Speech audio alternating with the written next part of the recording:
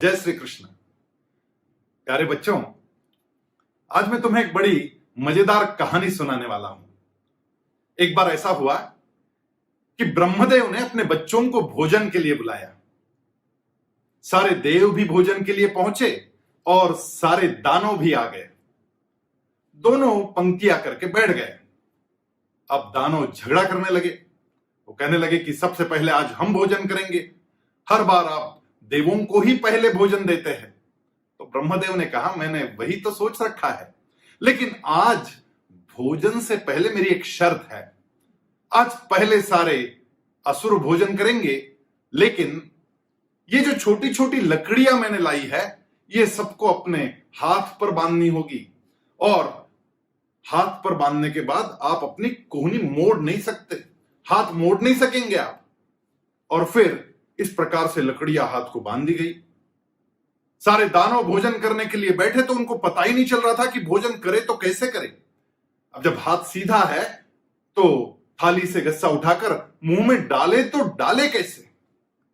बड़ी कोशिश कर रहे थे, वो भोजन ऊपर उड़ा रहे थे और मुंह में झेलने की कोशिश कर रहे थे, लेकिन पकड़ नहीं पाते तो सारा भोजन यहां वहां कपड़ों पर गिर जाता। उन दानवों का पेट नहीं भरा और फिर ब्रह्मदेव ने कहा कि अब देवों की बारी है। जब देव भोजन करने के लिए बैठे तब उनके भी हाथ बांध दिए गए, और फिर देवों ने क्या किया, वो एक दूसरे के आमने सामने भोजन करने के लिए बैठे, और उनके जब हाथ बांध दिए गए थे तो वो अपनी थाली से गस्सा उठाते थे और सामने वाले के मुंह में डाल देते थे। ऐसा करने से ना खाना कहीं गिरा और ना ही देव भूखे उठे। देवों का गुण ही होता है कि वो देते हैं, वो सहयोग करते हैं। जब अर्जुन ने प्रश्न पूछा कि ऐसी कौन सी चीजें हैं जिनका हम त्याग नहीं कर सकते, तब श्री कृष्ण गीता में 17वें अध्याय में कहते हैं, यज्ञ दान तपः कर्म न त्याजं कार्यमेव तत् यज्ञो दानं तपश्चैव पावनानि मनीषिणाम्। इसका मतलब है यज्ञ, दान और तप, ये तीन चीजें ऐसी है जिनका कभी भी त्याग नहीं करना चाहिए, ये नियमित रूप से करनी चाहिए। क्या मैं कुछ ना कुछ दान रोज करता हूं? थोड़ा चिंतन कीजिएगा। दान करने के लिए जरूरी नहीं कि हम हर बार पैसे ले और किसी को पैसे दे आए। धन दान तो एक बात है, आप तो भी कमाते नहीं हैं, फिर आप क्या क्या दान कर सकते हैं? आज जरा घर के सब लोग बैठेंगे और सोचेंगे कि प्रतिदिन मैं रोज कुछ कुछ कर सकता हूं क्या, कुछ सहयोग दे सकता हूं क्या। बहुत छोटी छोटी चीजें होती है। अब जैसे अभी बहुत धूप है, बहुत गर्मी है और पंछियों को दाना पानी मिलना बड़ा मुश्किल है, तो ऐसे में अपने घर से हम एक कटोरी भर पानी हमारे छत पर पंछियों के लिए रख सकते हैं। ये जलदान पेड़ों को भी करना चाहिए। तुलसी के पौधे को रोज पानी चढ़ाना चाहिए, पौधों को पानी देना चाहिए, जानवरों के लिए पानी रखना चाहिए, उनके लिए कुछ खाने की चीजें भी रखनी चाहिए। अन्नदान, ये बहुत महत्वपूर्ण दान है। फिर इससे भी महत्वपूर्ण है विद्यादान।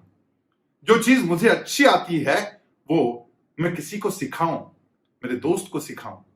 यदि मेरी नोटबुक अच्छी है और एक आध दिन यदि मेरा कोई दोस्त नहीं आता है तो मैं उसको नोटबुक दूं, ये होता है विद्यादान। इससे भी एक बहुत महत्वपूर्ण दान है और वो है आनंद दान। क्या मैं दूसरों को खुश कर सकता हूं? अपनी छोटी छोटी चीजों से दूसरों को खुश करना, ये भी तो दान है। जब आप बड़े बन जाएंगे तो रक्तदान करना, अंगदान करना, लेकिन जब तक छोटे हैं तब तक क्षमादान तो कर सकते हैं।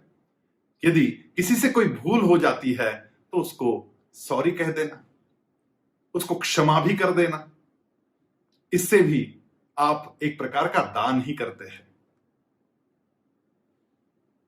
हमारे देश के लिए भी हमें कुछ देते रहना चाहिए। देश हमें देता है सब कुछ, हम भी तो कुछ देना सीखे। देश के लिए हम क्या दे सकते हैं? यहां वहां कूड़ा नहीं डालकर हम स्वच्छता का दान कर सकते हैं। बहुत छोटी छोटी चीजें हैं। आज जरा इस विषय की चर्चा हम घर के सब लोग मिलकर करेंगे और प्रतिदिन एक अच्छा काम, कुछ दान का काम हम कैसे कर सकते हैं, इसका अवश्य चिंतन करेंगे। जय श्री कृष्ण।